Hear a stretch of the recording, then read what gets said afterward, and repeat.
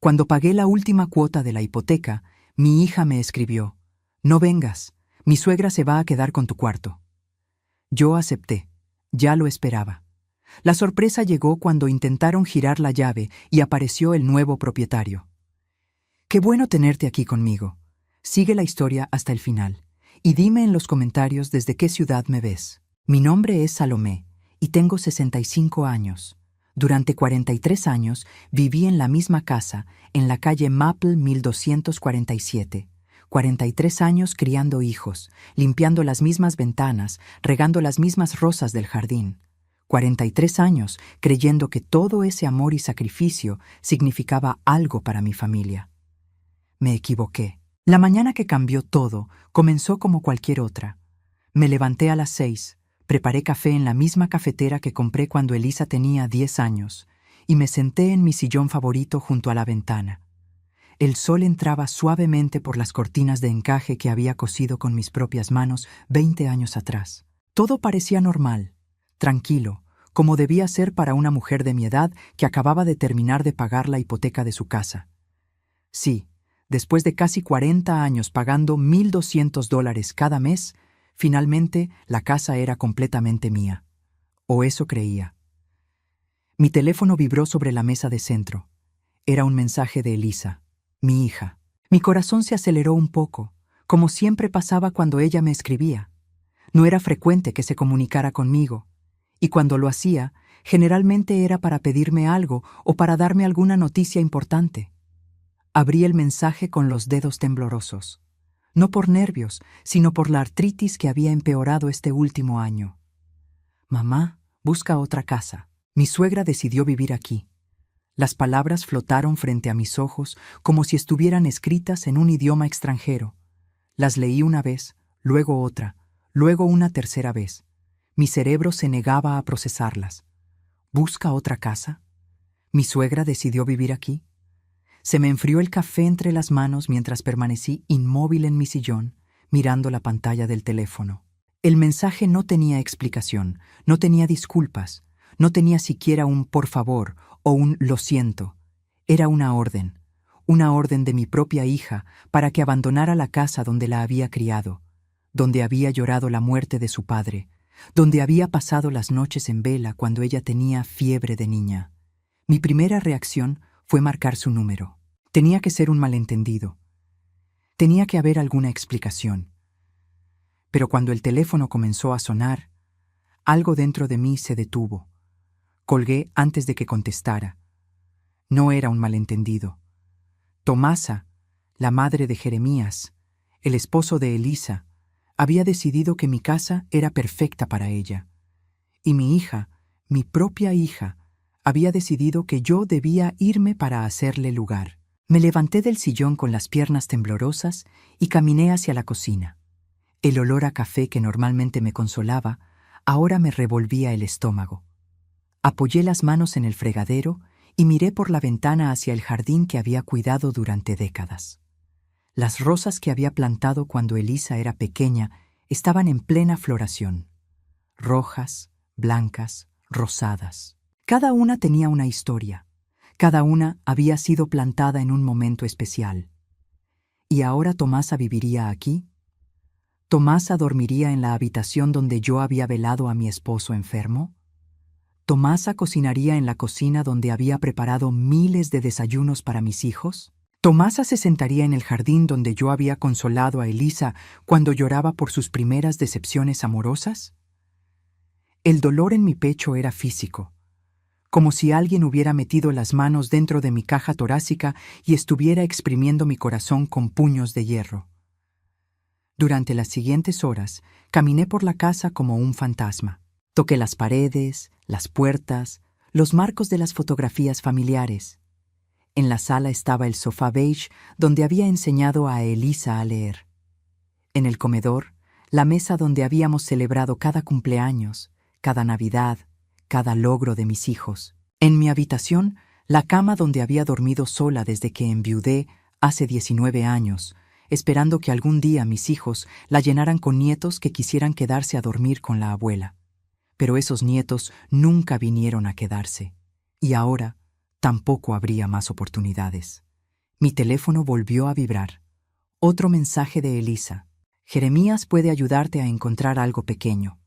No necesitas tanto espacio. No necesitas tanto espacio, como si 43 años de vida se pudieran comprimir en algo pequeño. Como si los recuerdos ocuparan metros cuadrados que se podían medir y reducir. Esa noche no pude dormir. Me quedé despierta mirando el techo, escuchando los sonidos familiares de la casa, el crujir de la madera, el murmullo del refrigerador, el susurro del viento en las ramas del roble que había plantado cuando nació mi segundo hijo. Todo me hablaba de permanencia, de historia, de hogar. Pero ya no era mi hogar, al menos no según mi hija. A las 3 de la madrugada tomé una decisión. Si Elisa creía que podía descartarme como a un mueble viejo, si creía que podía regalar mi casa sin siquiera consultarme, si creía que yo simplemente iba a obedecer y desaparecer silenciosamente, entonces no conocía realmente a su madre. Me levanté de la cama, encendí la luz y busqué en el cajón de mi escritorio. Allí estaba, la escritura de la casa, completamente pagada, completamente a mi nombre. Elisa no tenía derecho legal sobre ella. Ni Elisa, ni Jeremías, ni mucho menos Tomasa. Pero ellos habían asumido que yo simplemente aceptaría su decisión. Habían asumido que era demasiado débil, demasiado dependiente, demasiado agradecida por tener familia como para oponerme. Se equivocaron. A las 8 de la mañana siguiente, marqué el número de una agencia inmobiliaria. Mi voz sonó firme, decidida, completamente diferente a la mujer rota que había leído ese mensaje 24 horas antes. «Buenos días», dije cuando contestaron. «Me llamo Salomé Mendoza y quiero vender mi casa. Rápido». La agente me preguntó si estaba segura, si no quería pensarlo mejor, si había consultado con mi familia. «No», respondí con una calma que me sorprendió a mí misma. «No necesito consultar con nadie. Es mi casa, está a mi nombre y quiero venderla». Esa tarde, la agente vino a evaluar la propiedad. $250,000, me dijo. En el mercado actual, con las renovaciones que yo había hecho a lo largo de los años, podría venderse en menos de un mes. «Perfecto», le dije. «Póngala en venta hoy mismo». Mientras ella tomaba fotografías y medidas, yo me senté en mi jardín por última vez como propietaria. Las rosas seguían floreciendo, ajenas al drama humano que se desarrollaba a su alrededor. Pensé en todos los veranos que había pasado cuidándolas, en todas las primaveras esperando que brotaran, en todas las podas de invierno preparándolas para una nueva temporada. Ahora también yo me estaba preparando para una nueva temporada. Una temporada donde mis decisiones serían solo mías, donde nadie podría echarme de mi propia casa, porque mi propia casa sería donde yo decidiera que fuera. Esa noche, Elisa me llamó. Su voz sonaba impaciente, molesta. «Mamá, Jeremías encontró un apartamento que podría interesarte. Es pequeño, pero está bien. ¿Cuándo puedes ir a verlo?» «No voy a ver ningún apartamento», le dije con una tranquilidad que claramente la descolocó. «¿Cómo que no? Mamá, Tomasa llega el mes que viene. Necesitas encontrar algo rápido». «Tomasa puede llegar cuando quiera», respondí, «pero no va a vivir en mi casa». Hubo un silencio del otro lado de la línea. Luego, su voz cambió. Se volvió más dura, más fría. «Mamá, no seas difícil. Ya decidimos qué es lo mejor para todos. Lo mejor para todos, no lo mejor para mí, lo mejor para todos los demás». «Ustedes decidieron», la corregí. «Yo no decidí nada. Y ya que les gusta tanto decidir sin consultarme, yo también he tomado una decisión». «¿Qué decisión?», sonreí, aunque ella no podía verme. Era la primera sonrisa genuina que había tenido en días. «Ya lo verás». Los siguientes días pasaron en una extraña dualidad.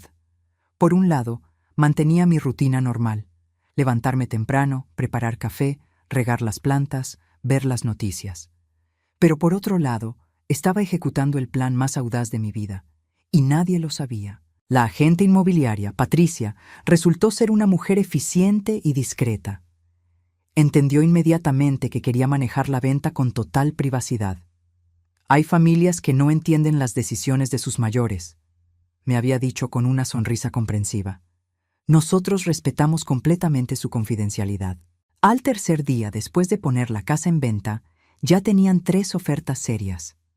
Una de ellas por el precio completo, $250,000. Una pareja joven con gemelos pequeños había visto la casa y se había enamorado inmediatamente del jardín y del espacio que tenían para crecer. «Es perfecta para nosotros», había dicho la mujer, con los ojos brillantes mientras tocaba su vientre. Estaba embarazada del tercer hijo. «Los niños podrían jugar aquí, podríamos tener una huerta en el fondo, y esa habitación de arriba sería ideal para el cuarto del bebé». Mientras ella hablaba, yo pensé en lo diferente que habría sido mi vida si mis hijos hubieran visto la casa de esa manera. Como un lugar donde construir memorias felices, donde criar una familia, donde crecer juntos. En lugar de verla como un recurso que podían administrar y redistribuir según sus conveniencias. «¿Cuándo pueden cerrar la operación?», le pregunté a Patricia. «Si todo sale bien, en 3 semanas. Ellos ya tienen el financiamiento preaprobado». 3 semanas. En 3 semanas sería libre. Esa misma tarde, Elisa apareció sin avisar. La vi llegar por la ventana de la sala, caminando por el sendero de piedra que yo había puesto baldosa por baldosa hace 15 años. Llevaba esa expresión de superioridad que había perfeccionado desde que se casó con Jeremías, como si el mundo debiera adaptarse a sus planes.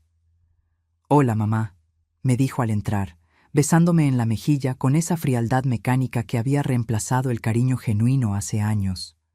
«¿Cómo estás? ¿Ya fuiste a ver ese apartamento?»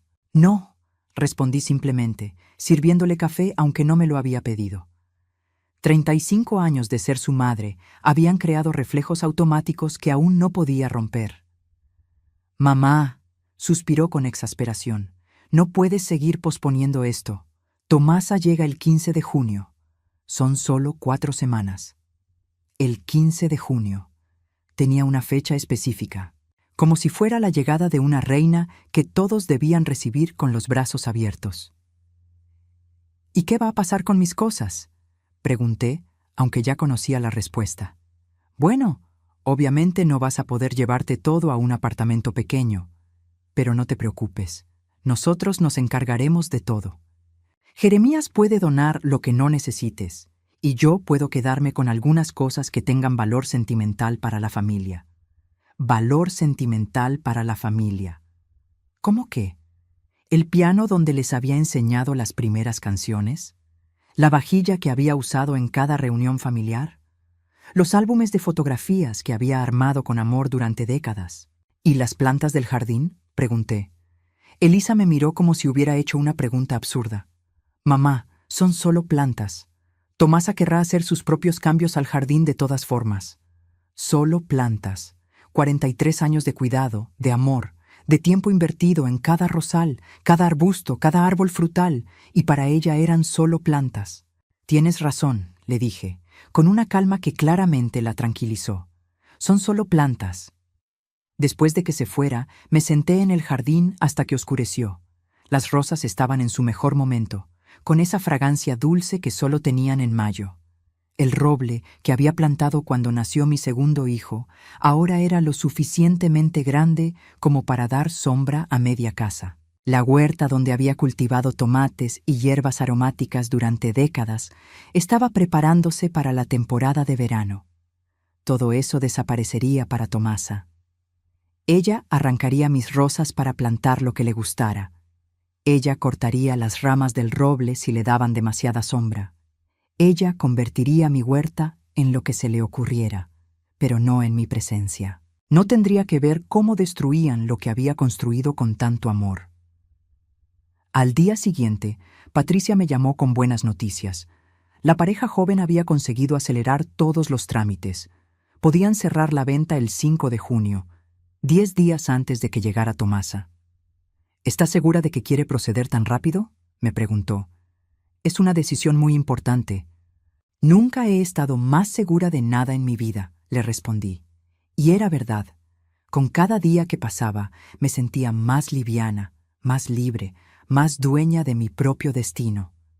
Esa tarde comencé a buscar mi nueva casa.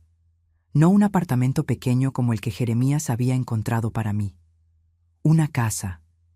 Más pequeña que la actual, por supuesto, pero una casa con jardín, con espacio para respirar, con la posibilidad de comenzar de nuevo. Encontré una perfecta en la calle Pine, 892. Era una casa de una planta, con 2 habitaciones, una cocina amplia y un jardín del tamaño justo para una mujer sola. Lo mejor de todo, costaba $120,000. Después de vender mi casa actual y pagar los gastos de la mudanza, me quedarían más de $100,000 en el banco. $100,000 que mis hijos no sabían que existían. $100,000 que me darían una seguridad que no había tenido desde que enviudé. Firmé la oferta de compra esa misma tarde. Durante los días siguientes, Elisa siguió llamándome para insistir sobre el apartamento. Cada conversación era un ejercicio de paciencia. Mamá, el dueño está dispuesto a reducir el depósito si firmas esta semana. Mamá, ¿ya empezaste a empacar? Puedo venir el fin de semana a ayudarte. Mamá, Tomasa está muy emocionada. Dice que siempre había soñado con vivir en una casa con jardín. Siempre había soñado con vivir en una casa con jardín. Mi jardín. El jardín que yo había creado, cultivado, amado durante décadas. Qué bueno que su sueño se va a hacer realidad, le respondí. El viernes anterior al cierre de la venta, Elisa llegó con Jeremías. Los vi desde la ventana, parados frente a la casa, señalando diferentes partes del jardín y de la fachada. Jeremías tenía una libreta en la mano y estaba tomando notas. Salí a recibirlos. «Hola, mamá», me dijo Elisa, esta vez con más entusiasmo que de costumbre. Jeremías y yo vinimos a medir algunos espacios para Tomasa. Ella quiere estar segura de que sus muebles van a caber bien. Sus muebles, en mi casa, en mi sala, en mi habitación. Por supuesto, dije con una sonrisa. Pasen, están en su casa. La ironía de esas palabras me hizo sonreír aún más. Pasaron las siguientes 2 horas midiendo, tomando fotografías, discutiendo qué paredes podrían tirar para abrir el espacio, qué renovaciones necesitaría la cocina, cómo convertirían mi estudio en una habitación para la enfermera de Tomasa. La enfermera de Tomasa. Ni siquiera iba a vivir sola en mi casa. Iba a traer personal. ¿Una enfermera?, pregunté, tratando de sonar casual. Sí, respondió Jeremías. Mi madre necesita cuidados especiales. Diabetes, presión alta, algunas cuestiones del corazón, nada grave, pero necesita monitoreo constante. Así que Tomasa no solo iba a vivir en mi casa, iba a convertir mi casa en una especie de clínica privada, con enfermera, con equipos médicos, con toda la parafernalia que requiere el cuidado de una persona mayor con problemas de salud. ¿Y ustedes van a vivir aquí también?, pregunté. Elisa intercambió una mirada con Jeremías antes de responder. No, nosotros vamos a seguir en nuestra casa. Pero vamos a estar muy cerca, supervisando todo, asegurándonos de que mamá Tomasa tenga todo lo que necesita. Por supuesto, ellos seguirían en su casa cómoda y moderna, mientras Tomasa convertía mi hogar en su centro médico personal, con mi hija y mi yerno apareciendo cuando quisieran para supervisar. Suena perfecto, les dije. Esa noche, después de que se fueron, me senté en mi sillón favorito por última vez. Al día siguiente firmaría los papeles de venta. Al día siguiente comenzaría mi nueva vida. Tomé mi teléfono y llamé a la empresa de mudanzas. Necesito que vengan el 5 de junio por la mañana, les dije. Es urgente. El 5 de junio, el mismo día que cerraría la venta. El día que me convertiría oficialmente en una mujer libre. El 5 de junio amaneció con un cielo despejado y una brisa suave que movía las cortinas de mi habitación. Era el día en que mi vida cambiaría para siempre, aunque Elisa y Jeremías no tenían idea de lo que estaba por suceder. A las 8 de la mañana ya había firmado todos los papeles en la oficina de Patricia. La casa estaba oficialmente vendida. Los $250,000 estaban depositados en mi cuenta bancaria. La familia joven había recibido las llaves con lágrimas de felicidad en los ojos. «Cuidaremos esta casa como si fuera un tesoro», me había prometido la mujer, apretando mis manos entre las suyas. «Nuestros hijos crecerán aquí felices». «Eso espero», le había respondido. «Esta casa merece ser amada». A las 10 de la mañana, los de la mudanza llegaron puntualmente. Habían empacado mis pertenencias más importantes durante la semana anterior, trabajando rápido y eficientemente mientras Elisa creía que yo estaba reorganizando para la llegada de Tomasa. Mis libros, mi ropa, mis fotografías familiares, los pocos muebles que quería conservar. Todo cabía en un camión mediano. Era sorprendente lo poco que realmente necesitaba después de 43 años en el mismo lugar. A las 11:30 ya estaba en mi nueva casa en la calle Pine. Era perfecta.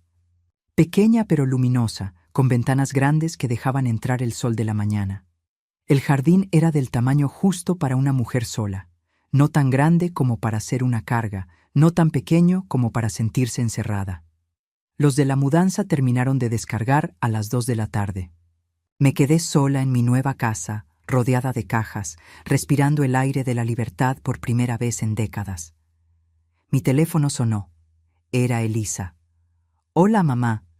¿Cómo vas con el empaque? Jeremías y yo podemos pasar mañana a ayudarte con las cosas pesadas». «No será necesario», le respondí con una calma que me sorprendió a mí misma. «Ya está todo listo». «¿En serio? ¿Tan rápido?» «Bueno, mejor. Tomasa llega el jueves. Sus cosas llegaron ayer y están en nuestra casa. Vamos a empezar a llevárselas el miércoles para que todo esté perfecto cuando ella llegue». El miércoles. Faltaban 5 días. 5 días para que descubrieran la sorpresa que les tenía preparada. «Perfecto», le dije. «Estoy segura de que Tomasa va a estar muy contenta». Después de colgar, me senté en el único sillón que había traído de la casa anterior y me permití sonreír. Era una sonrisa de anticipación, de justicia poética, de una satisfacción que no había sentido en años. Los siguientes días pasaron en una mezcla extraña de paz y expectativa. Desempaqué mis cosas lentamente, disfrutando cada momento de libertad. Planté algunas flores en el jardín nuevo. Compré cortinas frescas para las ventanas. Preparé comidas simples solo para mí, sin tener que pensar en los gustos de nadie más. El miércoles por la mañana, Elisa me llamó temprano. «Mamá, vamos a empezar a llevar las cosas de Tomasa hoy. ¿Ya te fuiste?» «Sí», le mentí. «Ya no estoy en la casa». «Perfecto. Tenemos tanto que hacer». Jeremías contrató a unos hombres para que ayuden a acomodar todo. Tomasa trae muchísimas cosas. Por supuesto que traía muchísimas cosas. Iba a convertir mi casa en su palacio personal. «Me imagino», respondí. «Debe ser muy emocionante para ella». «Sí, está súper emocionada. Dice que por fin va a poder vivir como se merece». «Como se merece». En la casa que yo había pagado durante 40 años. Con el jardín que yo había cultivado durante décadas. En el espacio que yo había llenado de amor y memorias. El jueves por la mañana llegó la llamada que había estado esperando. Era Jeremías, y su voz sonaba completamente diferente. Tensa, confundida, casi frenética. «Salomé, ¿dónde estás? Necesitamos hablar urgentemente». «Estoy en mi casa», respondí con tranquilidad. «¿Pasó algo?» «¿Tu casa?» «¿Cuál casa?» «Salomé, hay un problema muy grande. Llegamos con Tomasa y hay gente extraña en la casa, una familia con niños. Dicen que compraron la casa. Dicen que tú se la vendiste». Ah, ahí estaba, el momento que había estado esperando durante casi un mes. «Es correcto», dije con una calma que claramente lo descolocó. «Vendí la casa». Silencio. Un silencio tan profundo que pude escuchar su respiración entrecortada del otro lado de la línea. «¿Que vendiste la casa?» Su voz se quebró en la última palabra. «¿Cómo que vendiste la casa?» «Jeremías, la casa estaba a mi nombre. Era mía. Y decidí venderla». «Pero nosotros teníamos planes. Tomasa ya está aquí. Todas sus cosas están en el camión». «Ese no es mi problema». Otra pausa. Luego escuché voces de fondo. Elisa gritando algo que no pude entender. Una voz de mujer mayor, presumiblemente Tomasa, llorando. El sonido de cajas cayendo. Salomé. La voz de Jeremías ahora tenía un tono suplicante. «No puedes haber hecho esto. Tiene que haber una manera de arreglarlo. Podemos hablar con los compradores, ofrecerles más dinero, algo». Los compradores ya se mudaron, le informé. Firmaron ayer, tienen un contrato legal, la casa es de ellos.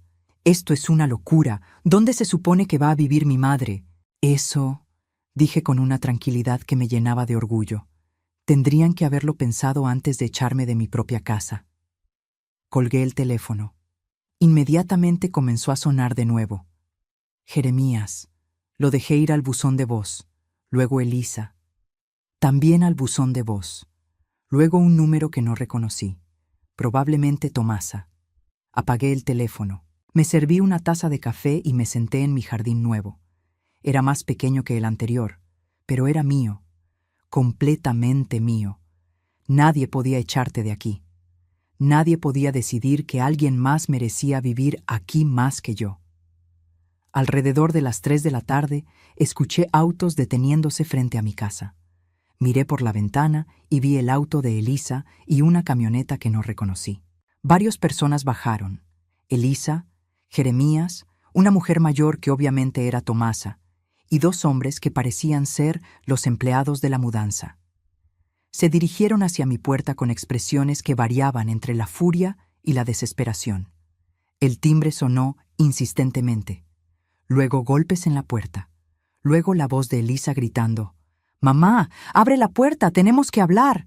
Esperé un momento, respiré profundo y abrí la puerta.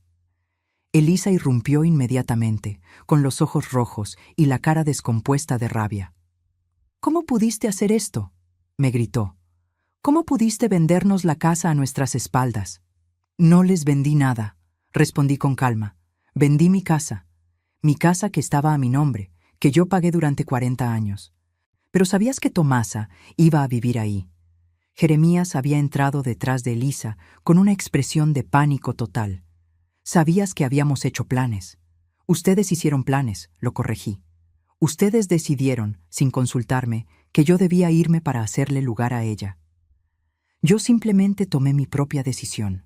Tomasa, que hasta entonces había permanecido en la entrada, finalmente habló. Era una mujer pequeña, de unos 70 años, con una expresión de indignación que habría sido cómica si no fuera tan patética. «Esto es un abuso», gritó con voz temblorosa. «Soy una mujer mayor, necesito un lugar donde vivir, no pueden tratarme así». La miré directamente a los ojos. «Señora, yo también soy una mujer mayor, y también necesitaba un lugar donde vivir. La diferencia es que yo me aseguré de tener uno». «Pero la casa iba a ser para mí», siguió gritando. «Elisa me prometió que podía vivir ahí». «Elisa», dije volviéndome hacia mi hija, «no tenía derecho a prometerte nada. La casa nunca fue suya». La cara de Elisa se contorsionó en una mezcla de rabia y desesperación. «¿Y dónde se supone que va a vivir Tomasa ahora? ¿Eh? ¿En la calle?». «Ese problema es de ustedes», respondí. «Ustedes la invitaron, ustedes la trajeron, ustedes pueden resolverlo». «No tenemos espacio en nuestra casa», gritó Jeremías. «Por eso necesitábamos la tuya». Ah, ahí estaba la verdad. No era que mi casa fuera perfecta para Tomasa, era que ellos no tenían espacio para ella en su propia casa, pero no habían tenido problema en echarme de la mía. «Entonces búsquenle un apartamento», sugerí. «Hay muchos lugares bonitos para personas mayores». «No puedes estar hablando en serio». Elisa estaba al borde de la histeria. «Eres mi madre. Se supone que tienes que ayudarnos». «¿Cómo ustedes me ayudaron a mí?», pregunté. «¿Cómo ustedes pensaron en mí cuando decidieron que debía mudarme para hacerle lugar a una extraña?». «Tomasa no es una extraña», gritó Jeremías. «Es mi madre». «Y yo soy la madre de Elisa», respondí. Pero eso no pareció importarles cuando decidieron echarme. El silencio que siguió fue denso, cargado de una tensión que podía cortarse con cuchillo. Por primera vez, parecían estar procesando realmente lo que habían hecho. Pero era demasiado tarde. «Tienen que irse de mi propiedad», les dije finalmente, «y no vuelvan a contactarme hasta que puedan tratarme con el respeto que merezco». Cerré la puerta en sus caras, tal como Elisa había cerrado la puerta metafórica en la mía cuando me echó de mi propia casa. Después de que se fueron, me quedé parada detrás de la puerta cerrada, escuchando sus voces alteradas mientras se alejaban hacia los autos. Mi corazón latía rápido, pero no de miedo. Era adrenalina pura. La sensación de haber recuperado mi poder después de décadas de ser tratada como un mueble al que se podía mover de lugar según la conveniencia de otros. Durante los siguientes 3 días, mi teléfono no paró de sonar. Números conocidos, números desconocidos, mensajes de texto, mensajes de voz. No contesté ninguno. Había dicho todo lo que tenía que decir. El domingo por la mañana, mientras regaba mis nuevas plantas en el jardín, vi un auto conocido acercándose lentamente por la calle. Era Elisa, sola esta vez. Se estacionó frente a mi casa, pero no bajó inmediatamente.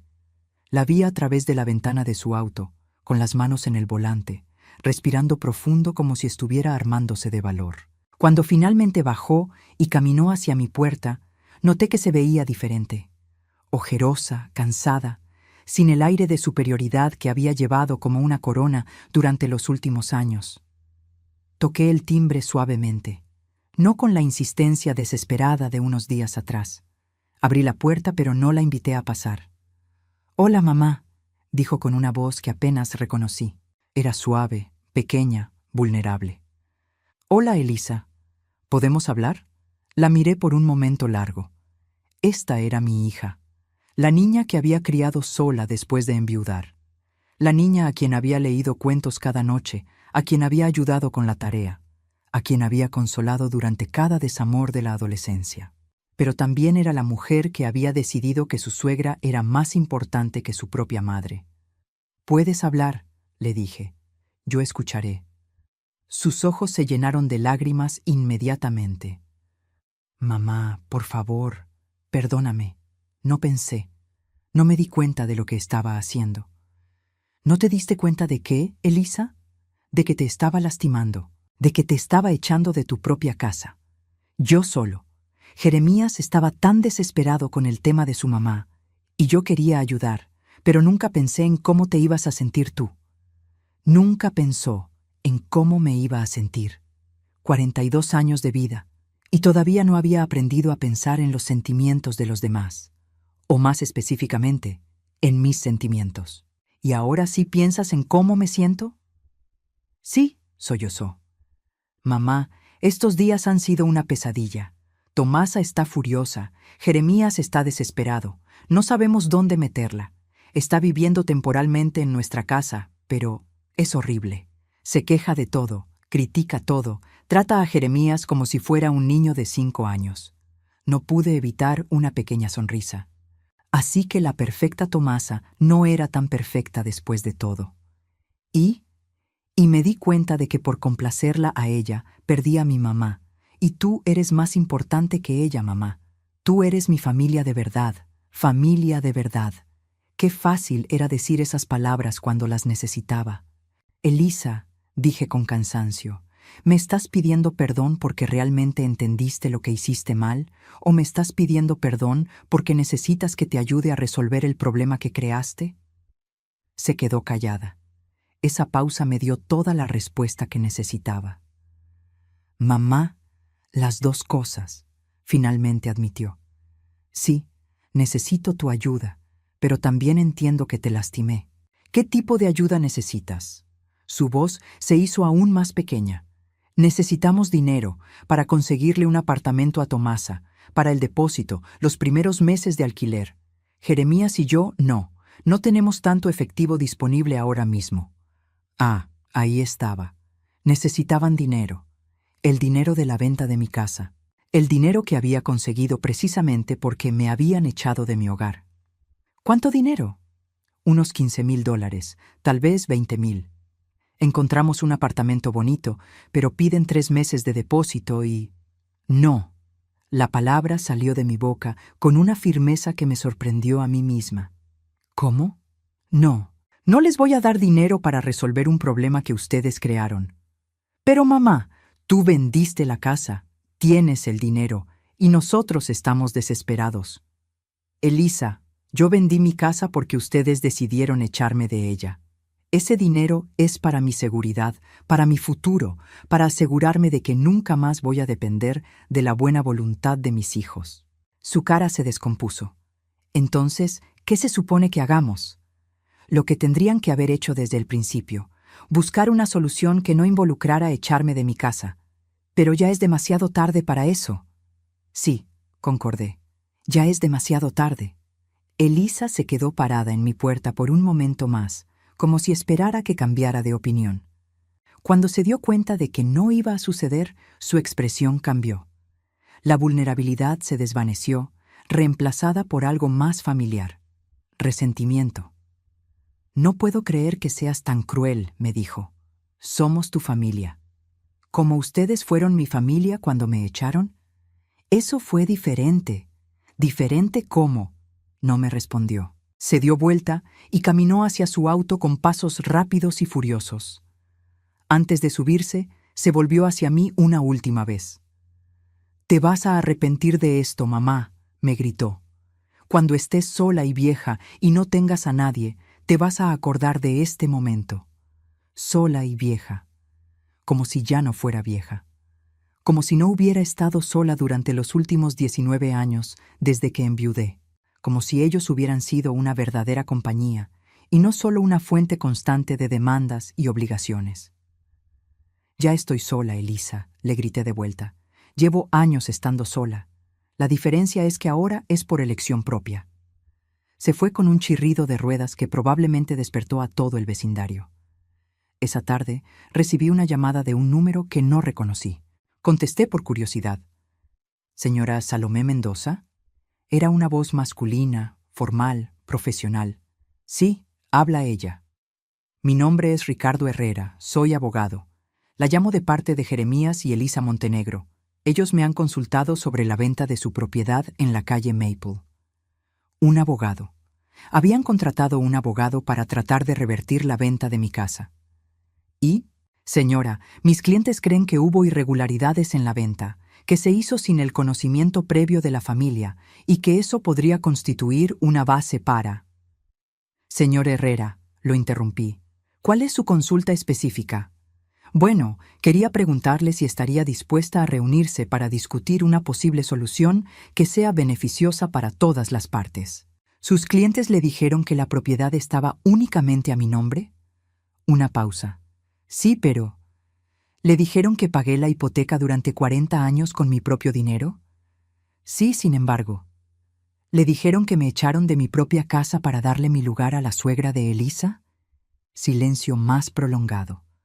«Señor Herrera, la venta fue completamente legal.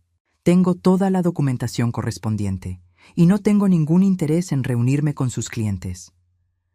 «Señora, entiendo su posición, pero tal vez si considerara». «Lo que voy a considerar es contactar a mi propio abogado si me vuelven a molestar con amenazas legales infundadas». Colgué. Inmediatamente llamé a Patricia, mi agente inmobiliaria. «Patricia, necesito que me recomiendes un abogado. Parece que mi familia va a tratar de crear problemas legales por la venta». «No se preocupe, Salomé», me tranquilizó. «Tengo el abogado perfecto. Se especializa en este tipo de casos. Todo lo que hicimos fue completamente legal. Su familia no tiene ninguna base para una demanda». Esa noche, por primera vez en semanas, dormí profundamente. No porque hubieran dejado de molestarme, sino porque finalmente entendí que no importaba lo que hicieran. Tenía razón, tenía recursos, y tenía la tranquilidad de conciencia de quien había actuado con justicia. Ellos habían jugado sucio, ahora tendrían que vivir con las consecuencias. La semana siguiente transcurrió en una calma tensa. No hubo más llamadas de abogados, no más visitas desesperadas, no más mensajes suplicantes. Era como si hubieran aceptado finalmente que no había vuelta atrás. Pero yo conocía a mi familia lo suficiente como para saber que el silencio no significaba rendición. Significaba que estaban planeando algo. La respuesta llegó un viernes por la tarde, de la manera más inesperada posible. Estaba en mi jardín, plantando unas begonias nuevas que había comprado esa mañana, cuando escuché que alguien tocaba la puerta. Al principio pensé que eran Elisa y Jeremías otra vez, pero cuando abrí, me encontré con una mujer que no había visto en casi 20 años. ¿Salomé? Su voz era incierta, como si no estuviera segura de que fuera yo. ¿Carmen? No podía creer lo que veían mis ojos. Carmen había sido mi mejor amiga durante la infancia y la adolescencia. Habíamos perdido el contacto cuando me casé y me mudé al otro lado de la ciudad. Sí, soy yo. Su sonrisa era cálida, pero preocupada. ¿Puedo pasar? Necesito hablar contigo. La invité a entrar, completamente desconcertada. ¿Cómo me había encontrado? ¿Qué hacía aquí después de tanto tiempo? Tu casa es preciosa, me dijo mientras miraba alrededor. Mucho más acogedora que esa mansión donde vivías antes. ¿Mansión? Mi casa anterior no era una mansión. Era una casa normal, de clase media. Pero antes de que pudiera corregirla, Carmen continuó hablando. Salomé, vine porque me enteré de lo que pasó, con tu hija y con la venta de la casa. Se me heló la sangre. ¿Cómo te enteraste? Carmen suspiró y se sentó en el sofá. Trabajo en el banco, en el primer Banco Nacional. He trabajado ahí durante los últimos 15 años. El banco donde Elisa y Jeremías tenían sus cuentas. El banco donde probablemente habían ido a pedir el préstamo para resolver el problema de Tomasa. Elisa vino al banco la semana pasada, continuó Carmen. Pidió una cita conmigo específicamente. Al principio no entendí por qué, pero luego me dijo que había averiguado que yo te conocía. Y me pidió que hablara contigo. Me contó toda una historia sobre cómo habías vendido la casa por despecho, cómo habías dejado a una anciana en la calle, cómo la familia estaba desesperada y necesitaba tu ayuda financiera. Sentí una furia fría creciendo en mi pecho. Por supuesto que habían ido a buscar aliados, gente que pudiera hacerme sentir culpable, que pudiera presionarme para que cediera. ¿Y qué le dijiste? Le dije que hablaría contigo, pero no le dije que primero iba a investigar un poco más. Carmen abrió su cartera y sacó una carpeta. Salomé, trabajo en el departamento de préstamos comerciales. Tengo acceso a mucha información financiera. Y cuando Elisa me contó su versión de los hechos, algo no me encajaba. Abrió la carpeta y me mostró varios documentos. Jeremías pidió un préstamo de $150,000 hace 6 meses. Lo necesitaba urgentemente para cubrir deudas de inversiones fallidas. Pero no calificó para el préstamo porque sus ingresos no eran suficientes para garantizar el pago. $150,000, una suma enorme. ¿Qué tipo de inversiones? Criptomonedas, principalmente, y algunas acciones de empresas tecnológicas que resultaron ser estafas. Perdió todo su dinero y el de Elisa también. Todo comenzaba a tener sentido. La desesperación de Jeremías, la prisa por conseguir mi casa para Tomasa, la insistencia en que me fuera rápidamente. ¿Y entonces? Entonces volvió al banco hace 2 semanas, esta vez con una propuesta diferente. Quería usar tu casa como garantía para el préstamo. Dijo que la casa iba a ser de la familia, que tú se la ibas a dar a Elisa como herencia anticipada. Las piezas del rompecabezas comenzaron a encajar con una claridad que me quitó el aliento. Pero cuando fuimos a verificar, descubrimos que la casa ya había sido vendida. Por ti. A tu nombre solamente. Me quedé en silencio por un momento, procesando toda la información. Carmen, ¿me estás diciendo que nunca tuvieron la intención de que Tomasa viviera realmente en mi casa? Salomé, según los documentos que Jeremías presentó al banco, el plan era convertir la casa en una garantía para obtener el préstamo. Probablemente la habrían hipotecado inmediatamente. Y si no podían pagar el préstamo, el banco se habría quedado con la propiedad. La habitación comenzó a dar vueltas a mi alrededor. No solo me habían echado de mi casa, habían planeado usarla como garantía para cubrir las deudas de juego e inversiones estúpidas de Jeremías. Mi casa, la casa que había pagado durante 40 años, habría terminado en manos del banco cuando ellos no pudieran pagar el préstamo. ¿Y Tomasa? Carmen negó con la cabeza. No creo que Tomasa supiera nada de esto. Según lo que pude averiguar, ella realmente creía que iba a vivir en la casa. Elisa y Jeremías la usaron como excusa para echarte, pero el verdadero plan era puramente financiero. Me levanté y caminé hacia la ventana, mirando mi pequeño jardín nuevo. Las begonias que había plantado esa mañana se veían frágiles pero decididas, como pequeñas luchadoras aferrándose a la vida. Carmen, ¿por qué me estás contando todo esto? Porque te conozco desde niña, Salomé. Sé que tú nunca harías nada malo sin una razón muy importante, y porque lo que ellos planeaban hacer contigo era absolutamente despreciable. Se acercó y me puso una mano en el hombro. También porque quería que supieras que hiciste lo correcto. Al vender la casa, no solo te salvaste a ti misma, evitaste que te estafaran de la manera más cruel posible. Esa noche, después de que Carmen se fuera, me senté en mi sillón favorito con una copa de vino y un cuaderno. Escribí todo lo que había descubierto, cada detalle de la traición que habían planeado. No era solo que me hubieran echado de mi casa, era que habían planeado robarme todo lo que había trabajado durante toda mi vida, usando mi amor por la familia como el arma para destruirme. Elisa sabía que yo nunca le negaría nada que necesitara realmente. Sabía que si me decía que era para ayudar a Tomasa, una anciana que necesitaba un hogar, yo probablemente habría accedido. Pero no me lo pidieron, me lo ordenaron, me echaron. ¿Por qué?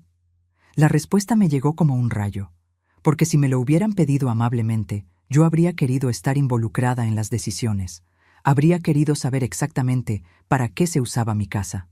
Habría querido proteger mis intereses, y eso habría arruinado su plan de estafa. Al echarme brutalmente, al tratarme como un estorbo del que había que deshacerse, se aseguraron de que yo reaccionara con dolor y orgullo herido.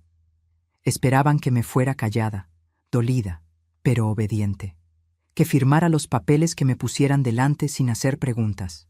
No esperaban que yo vendiera la casa, no esperaban que yo tuviera agallas. Se habían equivocado. Mi teléfono sonó. Era un número que no reconocí, pero esta vez decidí contestar. Salomé era una voz de hombre mayor, temblorosa. ¿Sí? ¿Quién habla? Soy Roberto, el padre de Jeremías. Necesito hablar contigo urgentemente. El padre de Jeremías, un hombre que había conocido brevemente en la boda de Elisa, pero con quien nunca había tenido una conversación real. ¿De qué quiere hablar? De lo que mi hijo y tu hija le hicieron a mi esposa, y de lo que me hicieron a mí. Otra pieza del rompecabezas que no sabía que existía. ¿Puede venir mañana? Tengo cosas que contarle que van a cambiar todo lo que cree saber sobre esta situación. Probablemente, yo no era la única víctima en todo este drama familiar. Roberto llegó a mi casa exactamente a las 10 de la mañana del sábado. Era un hombre de unos 70 años, delgado, con el cabello completamente blanco y una expresión de cansancio que parecía ir más allá de la edad. Llevaba una carpeta bajo el brazo y caminaba con la postura de alguien que carga un peso invisible. «Gracias por recibirme, Salomé», me dijo cuando abrí la puerta. «Sé que esta situación es complicada para todos». Lo invité a pasar y le serví café. Nos sentamos en la sala, y por un momento ninguno de los dos supo cómo empezar. «Roberto», dije finalmente, «ayer me dijiste por teléfono que había cosas que yo no sabía. ¿De qué se trata?» Él suspiró profundamente y abrió la carpeta que había traído. «Salomé, mi esposa Tomasa no necesitaba una casa. Ella tenía una casa perfectamente buena donde había vivido durante 15 años después de que yo me mudé a una residencia para mayores». Fruncí el ceño. «¿Cómo que no necesitaba una casa?» Tomasa vendió su casa hace 3 meses, no porque quisiera mudarse, sino porque Jeremías la convenció de que era una buena idea. Le dijo que el dinero de la venta podía ser una inversión familiar que beneficiaría a todos. La sangre se me heló en las venas. ¿Cuánto dinero? $180,000. Roberto sacó unos documentos de la carpeta. Tomasa le dio todo el dinero a Jeremías para que lo invirtiera por ella. Le prometió que en 6 meses habría duplicado la cantidad. ¿Y qué pasó con el dinero? Lo perdió todo, en esas mismas inversiones estúpidas que Carmen te contó ayer. Criptomonedas, acciones fraudulentas, todo. Me quedé sin aliento. No solo habían planeado usar mi casa como garantía para un préstamo, también habían estafado a Tomasa, quitándole su propia casa y todos sus ahorros. «Roberto, ¿Tomasa sabe esto? No. Jeremías le sigue mintiendo. Le dice que las inversiones van bien, que pronto tendrá su dinero de vuelta. Mientras tanto, la convenció de que necesitaba un cambio de aire y que vivir en tu casa sería perfecto para ella. «¿Pero por qué no me dijiste esto antes? ¿Por qué no se lo dijiste a Tomasa?» Roberto bajó la cabeza, avergonzado. «Porque soy un cobarde. Porque Jeremías es mi único hijo, y aunque sé que lo que está haciendo está mal, no quería ser yo quien lo denunciara. Pero cuando vi lo que te hicieron a ti, y cuando vi a Tomasa llorar todos los días porque no entiende por qué la señora Salomé fue tan cruel con ella, no pude seguir callado. Me levanté y caminé hacia la ventana. Todo era peor de lo que había imaginado. Mucho peor. Roberto, ¿qué piensas hacer ahora? Ya lo hice. Ayer fui a la policía. Presenté una denuncia formal contra mi propio hijo por estafa a una persona mayor. Tengo todos los documentos, todas las pruebas. Se quedó callado por un momento. Luego continuó. También hablé con Tomasa. Le conté toda la verdad. Está destrozada, por supuesto, pero ahora entiende que tú no eres la villana de esta historia. ¿Y dónde está ella ahora? Está en mi apartamento en la residencia para mayores. Es pequeño, pero es seguro, y estamos viendo qué opciones legales tiene para recuperar al menos parte de su dinero. Roberto se levantó y me entregó un sobre. Tomasa me pidió que te diera esto. Abrí el sobre con manos temblorosas. Adentro había una carta escrita a mano con letra temblorosa. Querida Salomé, Roberto me contó la verdad sobre lo que realmente pasó. Me siento muy avergonzada de haber participado, sin saberlo, en el plan para echarte de tu casa. Ahora entiendo que tú no eres una mujer cruel. Eres una mujer que se defendió cuando la atacaron. Yo habría hecho lo mismo en tu lugar. Espero que algún día puedas perdonarme. No por haber sabido lo que pasaba, porque yo no sabía nada, sino por haber sido parte de algo que te lastimó tanto. Tu casa debe haber sido muy hermosa. Lamento que hayas tenido que venderla por culpa de mi hijo y tu hija. Con respeto y admiración, Tomasa. Las lágrimas corrieron por mis mejillas mientras leía la carta. Pobre Tomasa. Ella había sido víctima tanto como yo. Roberto, ¿qué va a pasar ahora? Bueno, la policía está investigando. Probablemente Jeremías va a enfrentar cargos criminales. En cuanto a Elisa, se encogió de hombros. Depende de cuánto sabía y cuánto participó activamente en el engaño. Nos quedamos en silencio por un momento. Luego, Roberto habló de nuevo. Salomé, quiero que sepas algo. Lo que hiciste, vender la casa, no solo te salvó a ti. Evitaste que ellos siguieran con su plan. Si hubieran conseguido usar tu casa como garantía, habrían perdido esa también. Y tú habrías terminado sin nada. Tenía razón. Al actuar instintivamente para protegerme, había frustrado un plan que habría destruido completamente mi seguridad financiera. Después de que Roberto se fuera, me senté en mi jardín con la carta de Tomasa. Era un día hermoso, soleado, pero no demasiado caluroso. Mis begonias ya estaban empezando a florecer. Mi teléfono sonó. Era Patricia, mi agente inmobiliaria. Salomé, tengo noticias interesantes. La familia que compró tu casa anterior me llamó. Querían agradecerte personalmente. ¿Agradecerme por qué? Por haber cuidado tan bien la casa durante todos esos años. Dicen que cada rincón se nota que fue amado. Los rosales están espectaculares, la huerta está perfecta para la temporada de verano, y sus hijos están encantados con el jardín. Una sonrisa genuina se dibujó en mi rostro. Me alegra saber eso. También me dijeron que si alguna vez quieres visitarlos para ver cómo están las plantas, eres más que bienvenida. Los niños les preguntaron si la señora que plantó las flores podría venir a enseñarles sobre jardinería. La ironía era perfecta. Mi casa estaba siendo amada y cuidada por una familia que realmente la valoraba. Mientras tanto, la familia que había planeado arrebatármela para sus propios fines egoístas ahora enfrentaba las consecuencias de sus acciones. Esa tarde recibí una llamada inesperada. Era Elisa. Mamá. Su voz sonaba completamente diferente. Quebrada, asustada, desesperada. ¿Podemos hablar? Estoy escuchando. Mamá, la policía vino a nuestra casa. Jeremías está en problemas, problemas grandes. Lo sé. ¿Lo sabías? ¿Cómo? Roberto vino a verme ayer, me contó todo. Hubo un silencio largo. Mamá, yo no sabía. Te juro que no sabía nada sobre el dinero de Tomasa, ni sobre los planes de usar tu casa como garantía. Yo realmente creía que solo queríamos ayudar a una anciana que necesitaba un lugar donde vivir. Por primera vez en semanas, creí que Elisa estaba diciendo la verdad. ¿Y ahora qué vas a hacer? No lo sé. Los abogados dicen que probablemente yo no voy a enfrentar cargos porque no participé directamente en la estafa financiera. Pero Jeremías podría ir a la cárcel. Elisa, dije suavemente, ¿te das cuenta de lo que realmente pasó? ¿Qué quieres decir? Jeremías te usó tu relación conmigo para conseguir lo que necesitaba. Sabía que si te pedía que me echaras de mi casa, tú lo harías sin hacer muchas preguntas porque querías complacerlo. Ella comenzó a llorar. Mamá, ¿me puedes perdonar? Sé que no merezco perdón, pero... Elisa, te perdono. Pero eso no significa que las cosas puedan volver a ser como antes.